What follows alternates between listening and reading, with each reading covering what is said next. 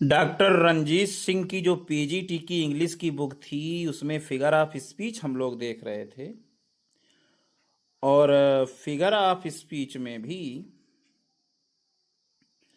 हम लोगों ने दो पार्ट कर लिए हैं। यानी पिछला जो पार्ट हुआ था उसमें अंतिम जो फिगर ऑफ स्पीच था वो था मेटोनिमी, पेज नंबर 135 पे। उसके आगे आता है ओनोमेटोपोइया। ओनोमेटोपोइया का मतलब होता है, ओनोमेटोपोइया एक साहित्यिक उपकरण है, is a literary device in which the sound suggest its meaning, जिसमें ध्वनि अपना अर्थ सुझाती है। जैसे I babble on the pebbles, मैं कंकड़ों पर बड़बड़ाता हूँ। Babble, BABBLE, babble on the pebbles, PEBBLES, मैं कंकड़ों पर बड़बड़ाता हूँ। मधुमक्खियां भिनभिनाती हैं। बीज हम, HUM, मधुमक्खियां भिनभिनाती हैं। तो ये तो ओनोमेट है। अगला एग्जाम्पल है the same sputtering of syllables was here. Sputtering, SPUTTERING, the same sputtering of syllables, शब्दों की वही फुसफुसाहट सुनाई दे रही थी। Was here. अगला है drowned by the tittering of the class, TITTERING, इसके माने होता है कक्षा की हंसी से डूब गया। The drowned by the tittering of class, मतलब क्लास की हंसी। Tittering, PITTERING। अगला है the murmurous haunt of flies on summer eaves, गर्मियों की शाम को मक्खियों का भिनभिनाना। The murmurous haunt, MURMOROUS, murmurous haunt, HAUNT, haunt of flies on summer eaves, गर्मियों की शाम को मधुमक्खियों का भिनभिनाना। तो ये ओनोमेटोपिया। अगला है, कह रहा है मैं पत्तों की सरसराहट और हवा के चलने की आवाज सुन सकता हूँ। I could hear the leaves, I could hear the leaves, ये रस्टलिंग एंड दी वाइंड हाउलिंग, हवा की सरसराहट, हाउलिंग, HOWLING, हाउलिंग माने सरसराहट। और पत्तों की सरसराहट, रस्टलिंग माने होता है सरसराहट, और हवा की चलने की आवाज, हाउलिंग। ये हो गया। अगला है बैम, BAM, बैम मीन्स होता है धम। He hit the truck at the speed of 10 kilometres, उसने 100 किलोमीटर प्रति घंटे की रफ्तार से ट्रक को टक्कर मार दी। He hit the truck at the speed of 100 kilometres. इसीलिए हम जानते हैं कि यह भाषण एक अलंकार है जहाँ शब्द का उपयोग किसी ध्वनि का वर्णन करने के लिए किया जाता है। जब हम ध्वनियों को भाषा में डालकर किसी क्रिया की व्याख्या करते हैं, इसीलिए हम जानते हैं कि यह भाषण एक अलंकार है जहाँ शब्द का उपयोग किसी ध्वनि का वर्णन करने के लिए किया जाता है। जब हम ध्वनियों को भाषा में डालकर किसी क्रिया की व्याख्या करते हैं तो इसे ओनोमेटोपोइया के रूप में जाना जाता है। इसका उपयोग आमतौर पर कथा साहित्य या नर्सरी राइम्स में किया जाता है। इसका उपयोग आमतौर पर कथा साहित्य या नर्सरी राइम्स में किया जाता है। उदाहरण के लिए ओल्ड मैकडोनाल्ड के पास एक खेत था। अब ये कह रहा है कि इसीलिए हम जानते हैं कि यह भाषण का एक अलंकार है जहाँ शब्द का उपयोग किसी ध्वनि का वर्णन करने के लिए किया जाता है, ओनोमेटोपिया को। जब हम ध्वनियों को भाषा में डालकर किसी क्रिया की व्याख्या करते हैं तो इसे ओनोमेटोपोइया के रूप में जाना जाता है। इसका उपयोग आमतौर पर कथा साहित्य या नर्सरी राइम्स में किया जाता है। उदाहरण के लिए जैसे ओल्ड मैकडोनाल्ड के पास एक खेत था, जैसे एग्जाम्पल है old McDonald had a farm. EIEIO, इस प्रभाव को बनाने के लिए bush, splat, buzz, oing, click आदि जैसे शब्दों का उपयोग किया जाता है। Words like woosh, spelt, bush, oing, cling, it's are use in create this effect, शब्दों का उपयोग किया जाता है। ये तो हो गया ओनोमेटोपिया। अगली है ऑक्सीमेरोन, OXYMORON, ऑक्सीमोरोन। ऑक्सीमोरोन एक आकृति है भाषण जिसमें एक ही बात में दो विपरीत गुण जोड़ दिए जाते हैं। जैसे and having nothing he hath all, उसके पास कुछ भी नहीं है परंतु उसके पास सब कुछ है। And having nothing he hath all. अगला है ही इज रेगुलरली इरेगुलर, वह नियमित रूप से अनियमित रहता है। वह नियमित रूप से अनियमित रहता है। He is regularly irregular. अगला है वाई थैन ओ ब्रॉवलिंग लव ओ लविंग हैट। फिर क्यों हे झगड़ालू प्रेम, हे घृणा से प्रेम करने वाले। वाई देन, फिर क्यों, ओ ब्रॉवलिंग लव, हे झगड़ालू प्रेम, ओ लविंग हैट, हे घृणा से प्रेम करने वाले। तो ये oxymoron. His honour rooted in his dishonour stood. His honour rooted in dishonour stood, उनका सम्मान अपमान में नहीं था। His honour rooted in dishonour stood, उनका सम्मान अपमान में नहीं था। His honour rooted in dishonour stood. अगला है and faith unfaithful kept him falsely true. और विश्वासघाती उसे झूठा सच रखा। और विश्वासघाती उसे झूठा सच रखा। And faith unfaithful kept him falsely true. और विश्वासघाती उसे झूठा सच रखा। And faith unfaithful kept him falsely true. अगला एग्जाम्पल है सो इनोसेंट आर्क सो कनिंगली सिंपल। इतना मासूम चापलूस, इतना चालाकी से सरल। सो इनोसेंट आर्क, इतना मासूम चापलूस, आर्क ARCH। सो कनिंगली सिंपल, इतना चालाकी से सरल। अगला है सी accepted it as the kind cruelty of surgeon's knife. उसने इसे सर्जन के चाकू की दयालु क्रूरता से, दयालु क्रूरता कहीं होती है, दयालु क्रूरता के रूप में स्वीकार कर लिया। She accepted it as the kind cruelty of surgeon's knife. तो ये सब ऑक्सीमोरन। अगला एग्जाम्पल है लाइफ इज बिटर स्वीट। जिंदगी खट्टी मिट्ठी है। Life is bitter sweet. अगला एग्जाम्पल है they knew they could feel the joyful sadness on his arrival. They knew they could feel the joyful sadness on his arrival. उसने इसे surgeon के चाकू की दयालु क्रूरता के रूप में स्वीकार कर लिया।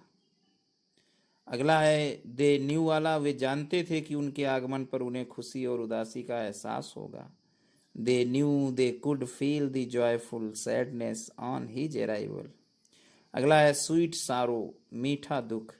पीस फोर्स, शांति बल। फ्री मार्केट, मुक्त बाजार। जंबो आंट, जंबो चींटी। ऊपर दिए गए उदाहरणों में से हम स्पष्ट रूप से देख सकते हैं कि ऑक्सीमोरन तत्व तब होता है जब दो शब्दों का एक साथ एक वाक्य में उपयोग किया जाता है लेकिन वे एक दूसरे के विपरीत प्रतीत होते हैं। ऑक्सीमोरोन एक अलंकार है जो दो अलग अलग विचारों का स्वेच्छा से उपयोग करता है। यह विरोधाभास पाठक या श्रोता के मन में एक विरोधाभासी छवि बनाता है जो पूरे के लिए एक नई अर्थ करता है। क्रिएट्स ए न्यू कॉन्सेप्ट या मीनिंग फॉर दी होल, पूरे के लिए एक नया अर्थ बनाता है। तो ये तो हो गया ऑक्सीमोरन। अगला फिगर ऑफ स्पीच है पैराडॉक्स। पैराडॉक्स, ये भी एक पैराडॉक्स जो होता है वो भी अवधारणा या अर्थ बनाता है। पैराडॉक्स ये भी विरोधाभासी होता है। यह अलंकार पूर्णतः एक ही वाक्य में खुद का खंडन करता है। जॉर्ज ऑरवेल के 1984 से इसे स्पष्ट करने वाले प्रसिद्ध उदाहरणों में शामिल है युद्ध शांति है, अज्ञानता सत्य है, स्वतंत्रता गुलामी है। वॉर इज पीस, अब युद्ध शांति है। इग्नोरेंस इज स्ट्रेंथ, अज्ञानता शक्ति है। बताओ, तो ये पैराडॉक्स है। फ्रीडम इज स्लेवरी, स्वतंत्रता गुलामी है। तो ये कितना अच्छा है विरोधाभास। ये अलंकार ऐसा होता है, the figure of speech completely contradicts itself in the same sentence. Famous quota is the illustrate this form George Orwell. यानी यह अलंकार पूर्णता एक ही वाक्य में खुद का खंडन करता है और कहते हैं वॉर इज पीस, बताओ युद्ध शांति है। Ignorance is strength, freedom is slavery. अगला है पर्सोनिफिकेशन, वह व्यक्तिकरण या मानवीकरण। देखिए मानवीकरण एक अलंकार है जिसमें निर्जीव वस्तुओं और अमूर्त विचारों को जीवन वाले व्यक्तियों के रूप में सोचा जाता है। Personification is a figure of speech in which lifeless objects and abstract ideas are thought of as persons having life। जैसे एग्जाम्पल है opportunity knocks at the door but once. अवसर केवल एक बार ही दरवाजे पर दस्तक देता है। Opportunity knocks at the door but once. दूसरा एग्जाम्पल है anxiety sitting on her face. उसके चेहरे पर चिंता साफ झलक रही है। Anxiety sitting on her face. अगला एग्जाम्पल है death lays his icy hands on kings. मौत राजाओं पर अपने बर्फीले हाथ रखती है। Death lays his icy hands on kings. अगला authority forgets a dying king. Authority forgets a dying king. प्राधिकार मरते हुए राजा को भूल जाता है। अथॉरिटी प्राधिकार मरते हुए राजा को भूल जाता है। Life sorrows sit and weep. जीवन के दुख बैठकर रोते हैं। Life sorrows sit and weep, बैठकर रोते जीवन के दुख। अगला है let not ambition mock their useful toil. महत्वाकांक्षा को उनके उपयोगी परिश्रम का मजाक न बनने दें। महत्वाकांक्षा को उनके उपयोगी परिश्रम का मजाक न बनने दें। Let not ambition mock their useful toil. अगला है truth sits upon the lips of dying man. सत्य मरते हुए आदमी के ओंठों पर बैठा है। Truth sits upon the lips of dying man. Charity suffereth long and is kind. प्रेम धीरजवंत है। प्रेम धीरजवंत है और दयालु है। प्रेम धीरजवंत है और दयालु है। Charity suffers long and is kind. अगला है the tree quaked with fear as the wind approached. The tree quaked with fear. The tree quaked with fear as the wind approached. जैसे ही हवा पास आई पेड़ डर से कांपने लगा। The wind approached. अगला है the sun smiled down on her. सूरज उस पर मुस्कुराया। The sun smiled down on her. अगला है pride goes forth on horseback grand and gay. Pride goes forth. गर्व घोड़े पर सवार होकर आगे बढ़ता है भव्य और उल्लास में। Pride goes forth on horseback grand and gay. अगला है but cometh back on foot and dog and back seats way. परंतु वह पैदल ही वापस आता है और अपना रास्ता बचाता है। But cometh back on foot and back seats way, और अपना रास्ता बचाता है। अगला है angry cloud surrounded the islands. क्रोधित बादलों ने द्वीप को घेर लिया। बताओ बादल कैसे घेर लिया द्वीप ने? सजीव तना काम बता रहे। Angry cloud surrounded SURROUNDED the islands, द्वीप को घेर लिया। अगला है earth was thirsty for water. पृथ्वी जल के लिए प्यासी थी। अगला है the flowers talked to them in the garden. बगीचे में फूल उनसे बातें करते रहे। The flowers talked to them in the garden. अगला है the wind howled that night. उस रात तेज हवा चल रही थी। The wind howled HOWLED। Hold माने हवा तो चलना तेज। दैट नाइट उस रात। The snowflakes danced at night. बर्फ के टुकड़े रात में नाचते थे। The snowflakes FLAKS snowflakes danced at night, टुकड़े रात में नाचते थे। नोट है उपरोक्त उदाहरणों में आप देख सकते हैं कि निर्जीव वस्तुओं, अमूर्त विचारों या गुणों को मनुष्य या जीवित चीजों के रूप में उल्लिखित किया गया है। In the above examples, you can see that non-living things, abstract ideas or qualities are mentioned as humans or living things. In the above examples, you can see, मतलब उपरोक्त उदाहरणों में आप देख सकते हैं कि निर्जीव वस्तुओं, अमूर्त विचारों या गुणों को मनुष्य या जीवित चीजों के रूप में उल्लिखित किया गया है। अगला है पन, PUN, पन, वाक्य विन्यास। एक शब्द का प्रयोग करने की कला, वाक्य विन्यास। पन क्या होता है? देखिए, एक शब्द का प्रयोग करने की कला जिसके दो या दो से अधिक अलग अलग अर्थ हों और उनमें से प्रत्येक उस स्थिति के अनुकूल हो तथा व्यक्ति में काव्यात्मक सौंदर्य पैदा करे। उदाहरण के लिए, जब रोमियो और जूलियट में मर्कुटियो को चाकू मारा जाता है और उसे पता चलता है कि वह मर रहा है, तो वह कहता है, क्या कहता है कि ask for me tomorrow and you shall find me a grave man. कल मेरे बारे में पूछो और तुम मुझे एक गंभीर व्यक्ति पाओगे। Ask for me tomorrow and you shall find me a grave man, गंभीर व्यक्ति पाओगे। अब गंभीर का अर्थ गंभीर भी होता है और यहाँ या मृत के लिए कब्र की भी याद दिलाता है। तो ऐसा है पन, the art of using one word having two or more different meanings and each of them befits the situation and creates a poetic beauty in the expression. For example, when Marquito is stabbed and knows that he is dying in Romeo and Juliet. अगला है, क्या जीवन जीने लायक है या liver पर निर्भर करता है? Is life worth living? It depends upon the liver. वाह, is life with living? It depends on liver. तो इसमें देखो, लाइफ लाइफ दो अर्थ दे रहा है और लीवर माने जीने वाला भी हो सकता है। अगला देखना कितना अच्छा है, N ambassador is an honest man. N ambassador यानी राजदूत एक ईमानदार व्यक्ति होता है। Who lies abroad for the good of his country, जो अपने देश की भलाई के लिए विदेश में रहता है। Who lies abroad for the good of his country. अब लाइज माने रहता है वो, अब पढ़ा भी रहता है, ये भी दो अर्थ हो गए ना।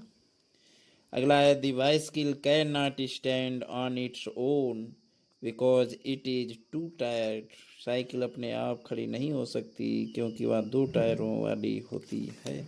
तो बाइसिकल, साइकिल मतलब दो टायरों वाली होती है, था लड़ाई दो में होती है, अकेले नहीं हो सकती। तो ये भी है।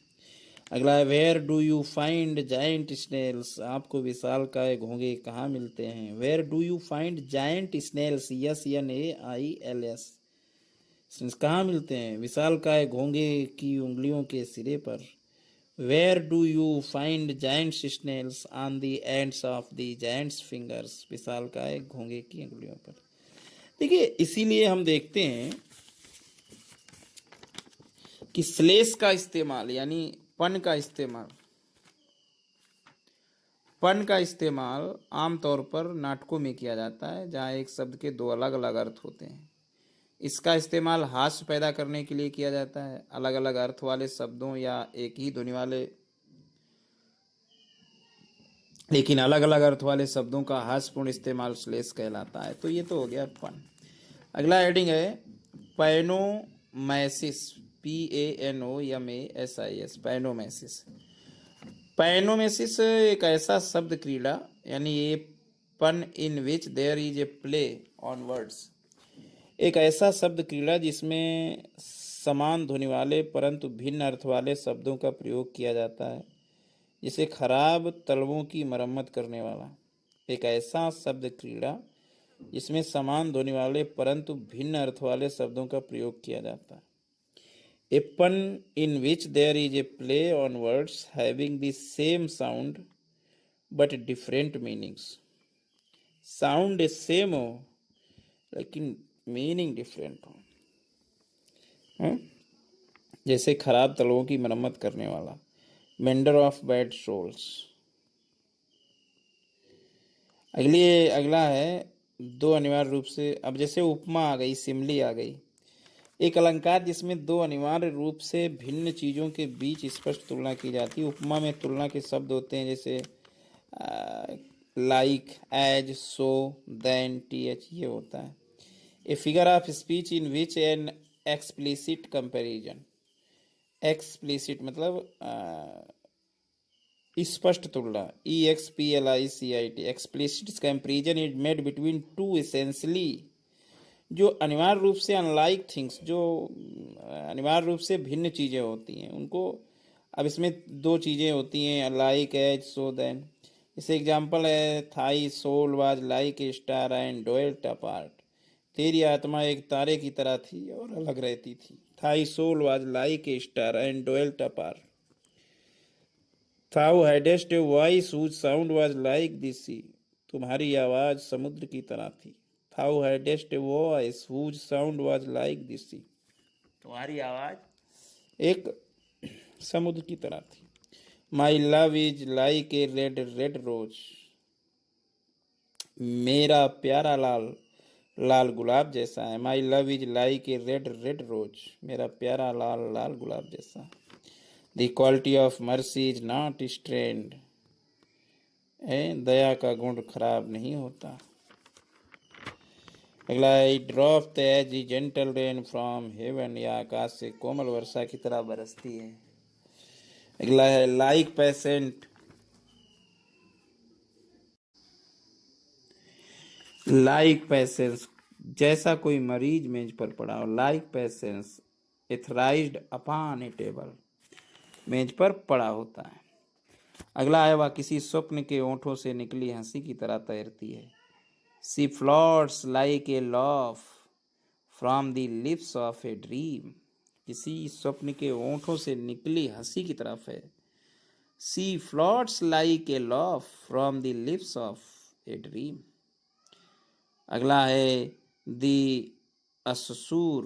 असुरियन came down like a wolf on the fold, Ashur भेड़िए की तरह झुंड पर टूट पड़ा। द अश्शूर केम डाउन, टूट पड़ा, like a wolf on the fold, भेड़ियों की तरह टूट पड़ा। अगला है, the righteous shall flourish as the palm tree, धर्मी लोग खजूर के वृक्ष के समान फलते फूलते रहेंगे। द राइटियस, धर्मी लोग, शैल फ्लोरिश, फूलते रहेंगे, एज द पाम ट्री, खजूर के वृक्ष की तरह, पाम ट्री। अगला है, the flower is as pretty as a picture, या फूल एक चित्र की तरह सुंदर है। The flower is as pretty as a picture. He is as sober as जज यशोवियर, वह एक न्यायाधीश की तरह शांत है। He is as sober as a जज, न्यायाधीश की तरह शांत है। अगला है, the floor was as slippery as an eel, double eel, वह मछली की तरह, ईल माने मछली, फर्श मछली की तरह फिसलन भरा था। The flower was a slippery as an eel, eel माने मछली की तरह। अगला है, the looked like peas in a pod, वह फली में मटर की तरह लग रहे थे। The looked like peas in a pod, वह फली में मटर की तरह लग रहे थे। अगला है, he eats like a pig, वह सुअर की तरह खाता है। नोट है, simile, simile derived from the Latin word, simile शब्द लैटिन शब्द सिमलिस, सिमिल शब्द लैटिन शब्द सिमलिस, समान जैसे से निकलता है। Simli, similar, like. तो ये तो हुआ सिमली। अगला है सिनेकडॉक, सिनेकॉन्डी, SYNECDOTHE,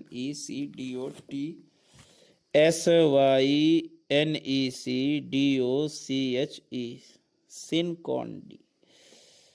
देखिए, किसी भाग का प्रयोग संपूर्ण को दर्शाने के लिए किया जाता है, या संपूर्ण का प्रयोग किसी भाग को दर्शाने के लिए किया जाता है। उदाहरण के लिए, वर्णमाला के लिए ABC, और कार के लिए पहियों का नया सेट, या 11 सितंबर 2001 को इस जैसे अब a part is use to designate the whole or the whole to designate a part. Example A B C for alphabet. New set of wheels for car. 9 गेरा to demonstrate the whole of the tragedy that happened in United State on September 11 सितंबर 2001 को. है जो tragedy हुई थी 11 सितंबर 2001 को, इसको दर्शाने के लिए 11 और 1 को कहा जाए तो ये है 9 गेरा. तो यह अलंकार अमेरिकी कवि रॉबर्ट फ्रॉस्ट को बहुत प्रिय था. ये figure speech was much favourite to American poet Robert Frost को. सिनेक्डोज. जैसे एग्जाम्पल और देख लेते हैं. कह रहा है give us this day our daily bread. आज हमें हमारी प्रतिदिन की रोटी अर्थात भोजन दो. गिव अस दिस डे, आज हमें आवर डेली ब्रेड, मेरी प्रतिदिन की रोटी दो अर्थात भोजन दे दो. तो इसमें ना पूरा कंप्लीट कुछ के लिए सारा. अगला है he has many mouths to feed. उससे कई लोगों का पेट पालना है. He has many mouths to feed. तो इसमें सिनेक्डोटी अर्थात बहुत लोग को खाना खिलाता है. अगला है uneasy lies the head that wears the crown. वह सिर बेचैन है जिस पर मुकुट है.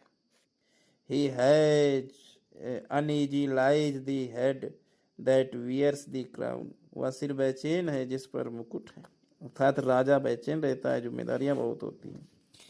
अगला है all the best brains in India can not solve the problem. Bharat के सभी श्रेष्ठतम मस्तिष्क मिलकर भी इस समस्या का समाधान नहीं कर सकते. All the best brains in India can not solve the problem. Bharat के सभी श्रेष्ठ मस्तिष्क यानी विद्वान लोगों के लिए कहा गया है मस्तिष्क इस समस्या का समाधान नहीं कर सकते. तो ये तो है सिनकॉडी. अगला और लास्ट फिगर ऑफ स्पीच है ट्रांसफर्ड एपिथेट यानी स्थानांतरित उपाधि. Transferred epithet EPITHET epithet.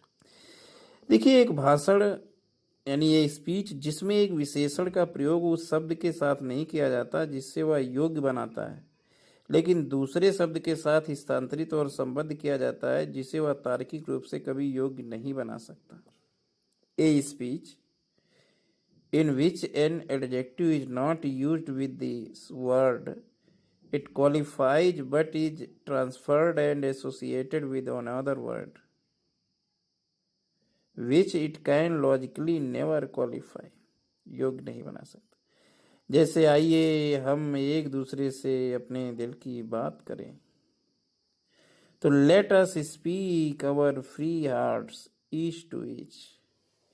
तो let us अवर फ्री कौन होना चाहिए? हम लोग होना चाहिए ना. फ्री हार्ट्स हृदय को फ्री कर रहा है. Each to each. अगला है the ploughman homeward plods each very way.